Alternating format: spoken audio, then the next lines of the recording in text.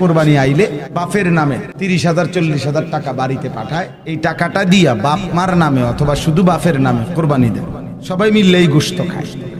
ওই এবারে ফুতের বউ জি নাতি তারা মিললে জিল্লেই খায় গোশত সবাই, কিন্তু কোরবানিটা আদায় করলো বাপের নামে। তো বাপের কোরবানি আদায় হইছে, যেহেতু বাপের নামে দিছে, ঠিক আছে, বাপের তো কোরবানি হলো, সওয়াবও হইলো উনার। কিন্তু এই ছেলেটার উপরে যে কোরবানি ওয়াজিব, এটা কোনোভাবেই আদায় হয় না, তার কোরবানি আদায় হয় নাই, নিঃসন্দেহে সে গুনাহগার পাপী। তো 12 বছরও যদি 20 বছরও যদি সে বাপমার নামে কোরবানি দিয়ে যায়, তাহলে সে গুনাহগারই থাকে, পাপিয়ে থাকে।